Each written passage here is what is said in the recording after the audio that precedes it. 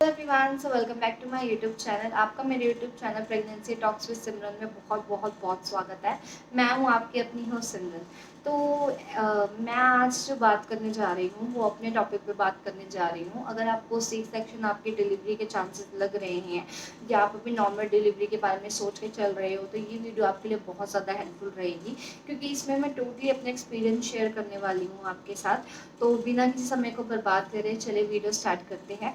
अगर मेरी वीडियो ये पहली हो आपके लिए तो प्लीज़ चैनल को सब्सक्राइब ज़रूर कर लीजिएगा, और अगर मेरी वीडियो आप देखते रहते हो तो प्लीज़ सब्सक्राइब बटन पर ज़रूर क्लिक करिएगा, क्योंकि आपको पता होगा कि मैं रोज़ 10 बजे एक नई वीडियो अपलोड करती हूँ जो कि प्रेगनेंसी में बहुत ज़्यादा हेल्पफुल होती है। तो चलिए वीडियो स्टार्ट करते हैं। तो मेरा एक्चुअली हॉरिबल एक्सपीरियंस कैसे रहा, क्योंकि मेरे साथ बहुत सारी ऐसी सिचुएशन हुई जिसमें मुझे लग रहा था कि नहीं, अब मुझसे नहीं हो पाएगा। स्टार्टिंग में क्या था कि मेरे हस्बैंड को थोड़ा सा शुगर लेवल उनकी ज़्यादा थी, जिसकी वजह से मुझे कंसीव करने में प्रॉब्लम हो रही थी। तो मैंने होम रेमेडीज़ अपनाई और डेफिनेटली हम दोनों ने अपनाई और हमें कंसीव हो गया। होने के बाद क्या हुआ, वॉमिटिंग। अब इतने टाइम से कंसीव नहीं हो रहा था, हम 1 साल से ट्राई कर रहे थे बट नहीं हो पा रहा था। तो हमने क्या सोचा कि चलो अब वॉमिटिंग वगैरह हो रही है तो ऐसे फूड पॉइजनिंग होगी होगी ऐसे कंसीव नहीं हुआ होगा। बट नहीं, वो उस टाइम पे जब हमारा मतलब मैंने टेस्ट किया, प्रेगनेंसी टेस्ट, उसमें पॉजिटिव आया।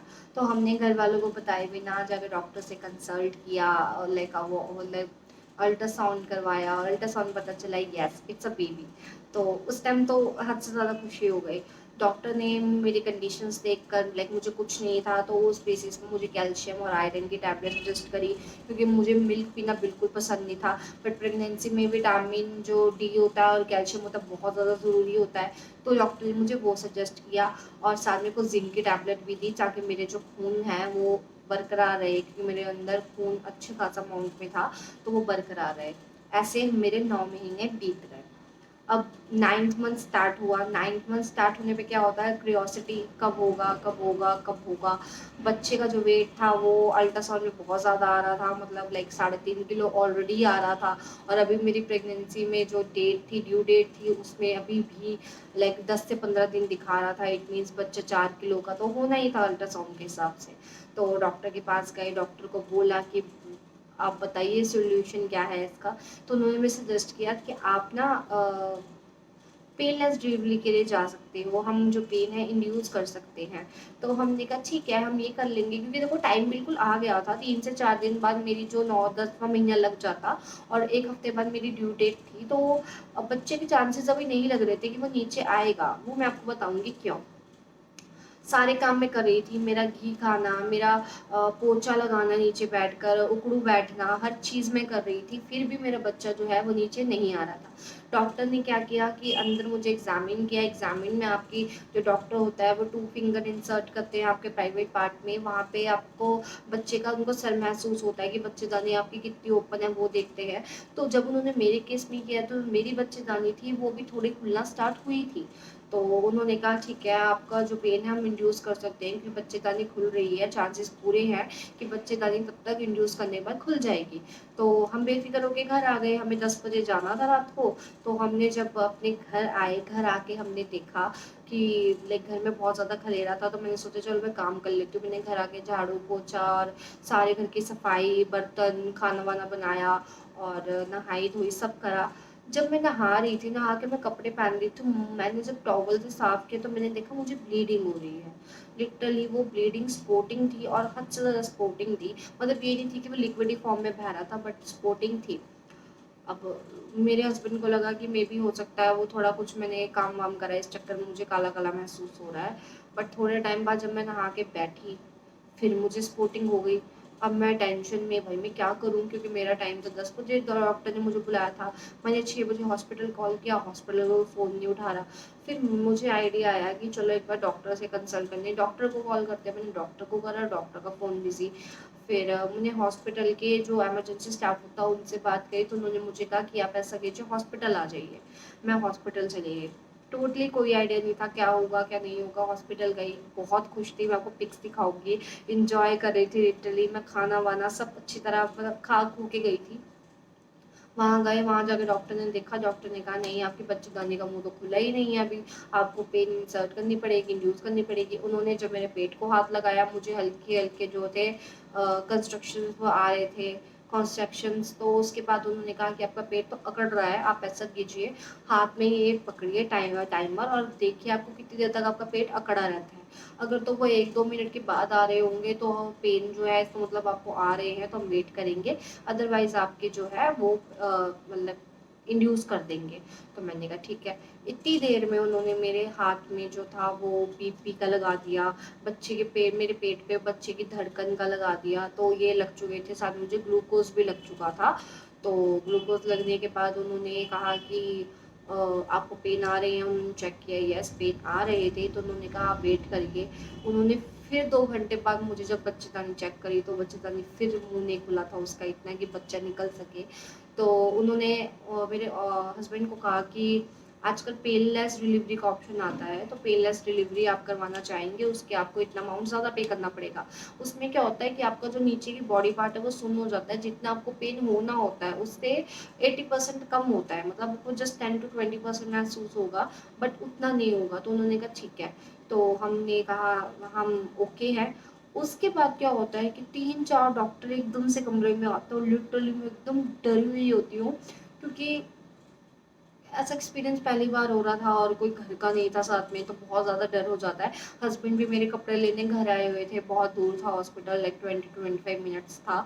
तो मैं अकेली थी वहाँ पे, डॉक्टर आए, डॉक्टर ने मेरी रीढ़ की हड्डी में इंजेक्शन लगाए, इंजेक्शन के बाद एक छोटी सी पाइप होती है, उसको वो इंसर्ट कर देते हैं जिसके थ्रू आपकी मेडिसिन जाती रहती है।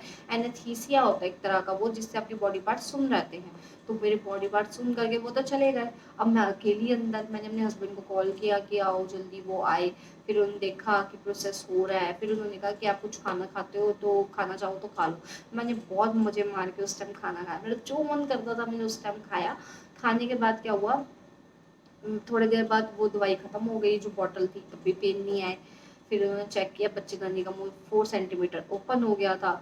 उन्होंने कहा चांसेस हैं, उन्होंने मुझे जो टैबलेट थी इंसर्ट कर दी।